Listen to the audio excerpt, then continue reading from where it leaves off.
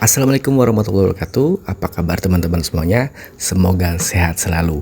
Kali ini gua akan membawa kalian semua mudik dari Jawa Barat ke Jawa Tengah, tepatnya dari Bandung ke Tegal lewat jalur Pantura. Karena perjalanan ke arah timur, jadi kita akan membelakangi matahari. Gue sengaja berangkat jam 1 siang lebih, biar nggak terlalu lama kena matahari di jalan. Langsung aja kita tancap gas. Jalanan kampungnya gue skip, kita langsung masuk ke Soekarno-Hatta. Gue nggak tahu di tempat lain sama atau enggak, tapi di Bandung panasnya lagi edan. Dari jam 8 pagi sampai jam setengah 5 sore, kayaknya matahari lagi caper-capernya. Kayak yang pengen deket gitu. Apalagi di jalan Soekarno-Hatta, jalannya agak lebar tapi pohonnya nggak terlalu banyak, jadi berasa banget panasnya. Di daerah lain lagi panas juga nggak ya? Saking panasnya, gue sampai sengaja berhenti di pinggir jalan yang ada pohonnya, sambil ngadem sekalian nunggu lampu merah jadi hijau. Nah, ini yang bikin berasa lebih panas kalau siang. Lampu merah di sini tuh merahnya lama banget, jadi kita nunggu pasti lebih lama. Ada yang bilang di sini lampu merah paling lama se-Indonesia. Gue nggak tahu benar atau enggak. Gue sih nggak pernah merhatiin, tapi kalau kata Google, lampu merah di Buah Batu durasinya sampai 2,5 menit, sedangkan lampu hijaunya cuma 30 detik. Nah, kalau lampu merah di perempatan Kircon atau Kira Condong, durasi merahnya sampai 5 menit atau 300 detik, sedangkan lampu hijaunya cuma 60 detik atau 1 menit. Edan nggak? Kalau bener, berarti pantes kalau lampu merah ini dinobatin lampu merah paling lama se-Indonesia. Kalau gue perhatiin ya, sebenarnya di Soekarno-Hatta itu nggak terlalu macet. Yang bikin macet justru lampu merahnya yang kelamaan. Bener nggak sih? Oh iya, di sini juga mesti hati-hati ya kalau jalan malam, karena minim banget lampu penerangan jalan. Kalaupun ada lampu penerangan jalan, nyalanya nggak terlalu terang karena ketutupan pohon. Ya bukan rahasia lagi lah, di Bandung itu selain jalannya banyak yang rusak, kalau malam jalanannya juga gelap. Padahal dari dulu banyak banget yang komplain soal kondisi jalan sama kondisi penerangan jalan. Tapi nggak tahu kenapa nggak beres-beres. Gue nggak jadi ngisi bensin di sini, rame banget ngantri.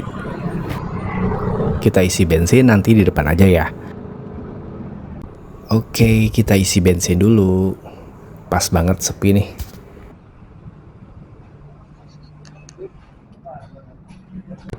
Tangkinya udah mau kosong, jadi gue isi full tank aja, 70.000.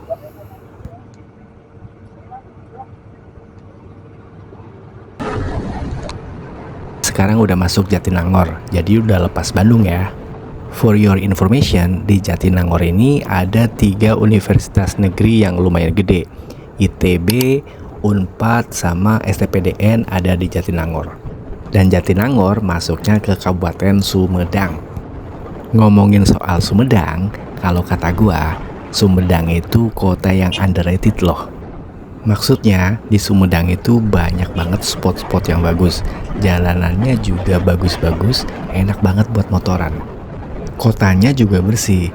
Nah, kalau malam, kafe-kafe di Sumedang itu selalu penuh. Dan kafenya juga bagus-bagus, enak banget buat nongkrong. Tapi minim exposure, jadi banyak orang yang nggak tahu. Itu kenapa gue bilang Sumedang itu underrated, beda sama Bandung yang overrated. Liatin tuh kebiasaan tukang parkir nih, kalau mau nyebrangin mobil gak nengok kanan kiri, main nyebrangin aja. Oh iya, gue jalan mudik ini H+3 ya, atau lebaran hari ketiga gue jalan mudik. Makanya dari tadi di jalanan agak kosong dibanding hari-hari sebelumnya. Mudah-mudahan sih kosong sampai Jawa Tengah. Ya nanti kita lihat aja macetnya di mana.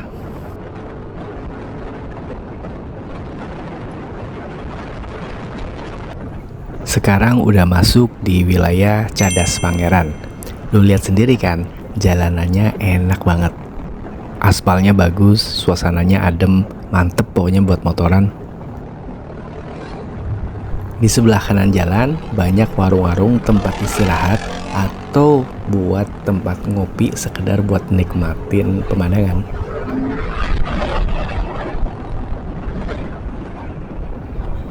Ini dari tadi mau nyalip elep susah banget. Ternyata ada mobil di depan elep ini, mobil Innova yang jalannya pelan banget. Kita kasih klakson dulu. Jadi buat kendaraan yang mau pelan, mau motor kayak atau mobil, mendingan ke kiri aja sekalian, minggir. Jadi nggak nyusahin kendaraan di belakangnya. Ini sih sebenarnya hal sepele ya, hal biasa. Tapi masih banyak orang yang belum mau ngerti. Jadi harus diingetin, gak usah marah-marah sih ngingetinnya, tinggal klaksonin aja.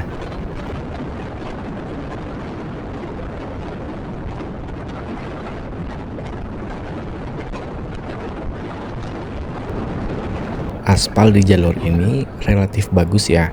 Memang ada beberapa titik-titik yang agak rusak, tapi overall sih jalur Sumedang sebelah sini di Cadas Pangeran masih enak dilewatin. Terus di jalur ini juga pemandangannya lumayan bagus. Biasanya kalau hari biasa, bukan musim mudik, di jalur ini didominasi sama mobil-mobil gede. Jadi walaupun di jalur ini agak sepi, tapi tetap harus hati-hati. Nah teman-teman, di depan itu ada pertigaan. Kalau ke kanan jalur biasa, kalau ke kiri jalur alternatif. Ini gue coba masuk jalur alternatif.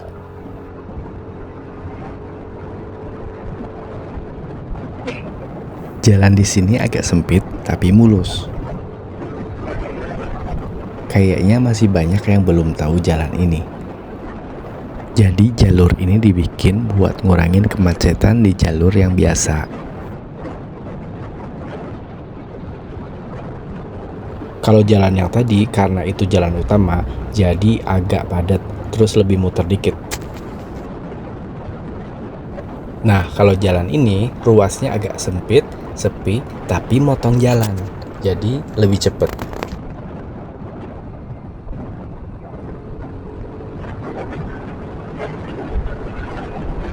Di sepanjang jalan ini juga ada warung-warung buat ngeres, siapa tuh kita capek, bisa langsung minggir buat ngopi sebentar.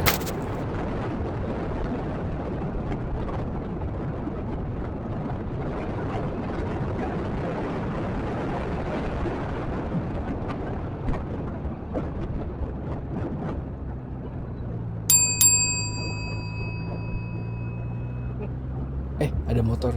Kayaknya jalan ini satu arah deh. Kalau jalan ini dua arah, berarti gue yang salah karena terlalu ambil kanan. Tapi kalau searah, parah sih, bahaya banget ini. Bisa celaka dua-duanya.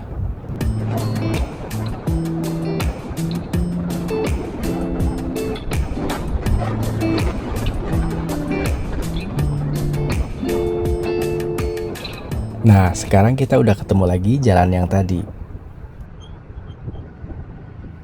Ini persimpangannya, ketemunya di sini. Bener kan, lebih cepat dari jalur utama? Kalau nggak salah, Gapura di depan ini perbatasan Subang sama Sumedang. Gue kurang baca sih, tapi kayaknya bener.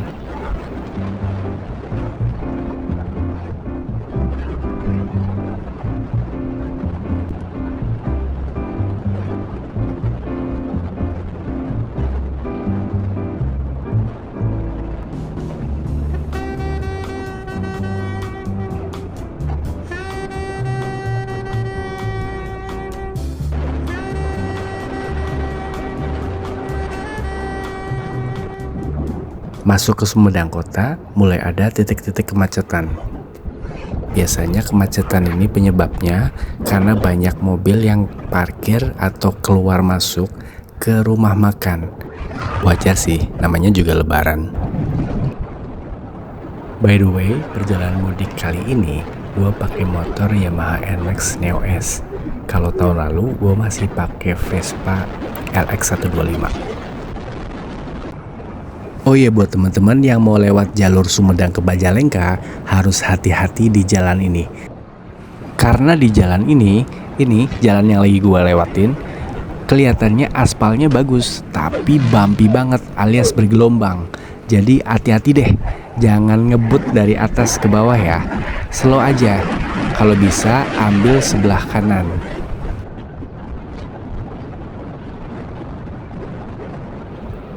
Kalau di sini aspalnya udah bagus lagi, enak buat riding. Di jalanan tadi yang aspalnya bumpy, kemungkinan besar karena banyak truk-truk gede yang lewat jalur itu. Makanya aspalnya rusak. Mumpung lagi ngomongin aspal, gue mau bahas kualitas aspal yang dipakai di Indonesia.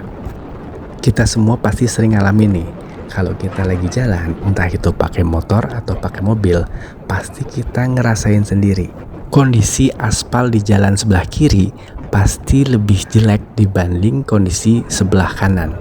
Karena mobil-mobil gede, mau itu bis atau truk ataupun tronton, lewatnya sebelah kiri. Yang sebelah kanan buat mobil-mobil pribadi atau kendaraan yang lebih kecil. Harusnya aspal sebelah kiri itu dibikin lebih tebal dan kualitasnya harus lebih bagus dibanding aspal sebelah kanan. Karena beban yang ditampung aspal sebelah kiri lebih berat dibanding aspal sebelah kanan. Tapi nggak tahu kenapa nggak pernah dibikin begitu. Jadi ya kita tahu sendirilah.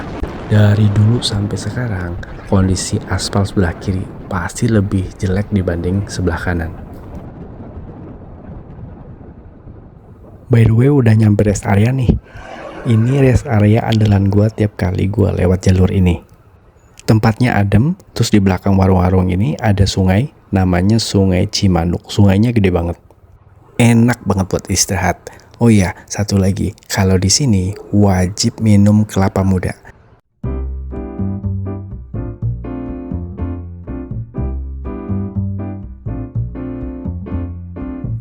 Lokasi rest area ini ada di daerah Tomo sebelum masuk Majalengka.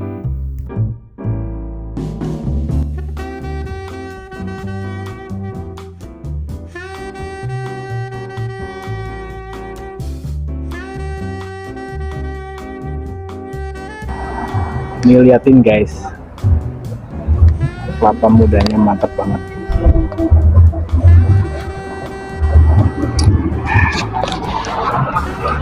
Rasanya segar, manis, mantap banget. Ini kelapanya nih. Udah istirahat, udah ngopi, udah nyebat juga. Sekarang waktunya kita gas lagi. Di daerah sini ada 3 jembatan yang mirip-mirip sama jembatan yang barusan gua lewatin. Jembatan baru masih bagus, jalannya juga mulus. Sekarang kita udah masuk wilayah Majalengka. Di daerah sini sering banget macet karena di depan sana perempatan ada pasar juga, terus memang lalu lalang banyak kendaraan yang lewat, jadi udah pasti macet. Hari biasa aja di sini selalu padat, apalagi pas musim mudik begini, lebih padat lagi. Perempatan di Majalengka ini memang selalu jadi titik kemacetan di jalur ini. Biasanya sih kalau lagi ramai begini, yang mau ambil jalur lurus diarahin ke kiri dulu, muter dulu, sampai nanti ketemu jalur ini lagi. Kita lanjutin ngomongin aspal lagi ya, ngegibahin aspal. Mau di jalan tol kah, jalan nasional kah, ataupun di jalan provinsi, aspal di ruas sebelah kiri pasti kondisinya lebih rusak dibanding sebelah kanan. Penyebabnya ya karena aspal di sebelah kiri nggak bisa nampung atau nggak kuat nahan beban berat kendaraan yang lewat. Truknya gede-gede, kendaraannya gede-gede, aspalnya standar, ya nggak bakal kuat. Padahal di kita udah ada sistem yang bagus banget, timbangan truk atau timbangan mobil besar yang fungsinya buat kontrol beban berat yang dibawa truk. Kalau misalkan overload, harusnya diturunin atau nggak boleh lewat. Tapi balik lagi, di sini ya pengawasannya atau pelaksanaannya sering banget beda sama tujuannya. Padahal kalau timbangan truk atau jembatan timbang yang kita sering lihat di jalan tol atau di jalanan protokol, di Pantura juga banyak. dipakai atau dijalanin sesuai dengan fungsinya, bisa banget ngejagain aspal di jalanan kita biar nggak cepat rusak. Karena fungsi utamanya memang itu, buat kontrol bobot muatan truk-truk gede. Kalau jalanan banyak yang rusak, apalagi sebelah kiri, berarti jembatan timbang gak ada fungsinya. Kalau jalanan banyak yang rusak, aspalnya pada bolong-bolong, dampak negatifnya itu gede banget. Yang pertama, dampak keselamatan. Udah pasti banyak yang mengalami kecelakaan kalau jalanannya pada rusak. Yang kedua, menimbulkan kemacetan. Kalau jalanan macet, dampaknya juga nggak kalah gede. Buang waktu, tenaga, biaya, putaran ekonomi juga jadi macet. Yang ketiga, dampak dari jalanan banyak yang rusak bikin kendaraan mau motor kayak mobil kayak atau yang lainnya jadi cepet rusak juga. Terus yang paling dirugiin siapa? Coba tulis di komentar. Terus apa lagi?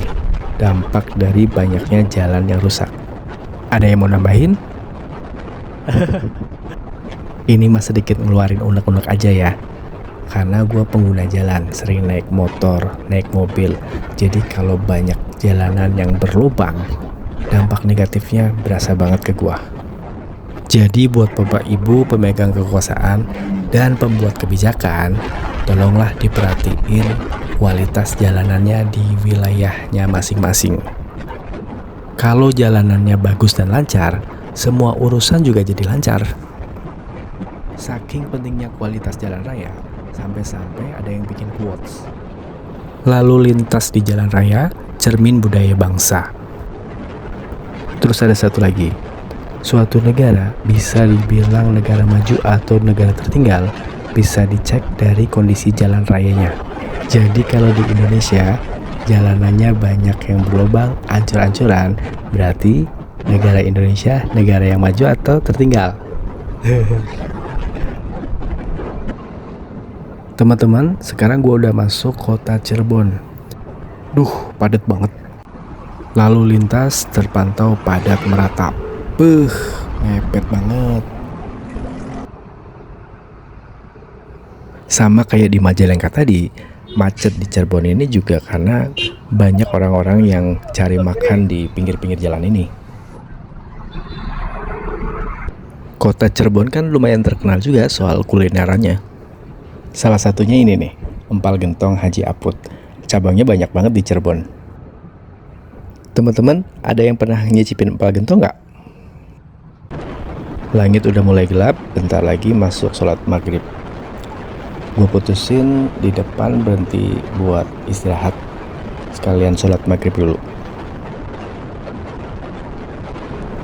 Udah sholat, udah ngopi, udah nyebat, waktunya kita gas lagi. Sekarang udah masuk Losari, perbatasan Jabar Jateng. Jalur Pantura itu selain jalanannya banyak yang lurus-lurus, mau siang atau malam selalu padat kayak gini.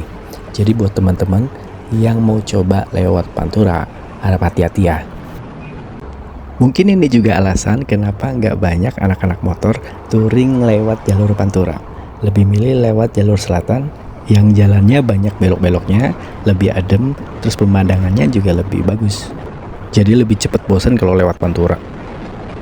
Aduh, udah mulai gerimis guys. Ini harus minggir bentar nih, nunggu hujan karena kameranya ini nggak waterproof. Jadi gue putusin minggir sebentar ya. Oke, kita lanjut lagi. Sekarang udah masuk Brebes, artinya udah masuk ke wilayah Jawa Tengah. Karena baterai kamera udah mau habis, terus juga di depan udah mau masuk Tegal. Gue tutup sampai di sini dulu ya. Kalau teman-teman suka sama video ini, jangan lupa like sama subscribe. Keep safety riding. Thanks for watching. Bye-bye.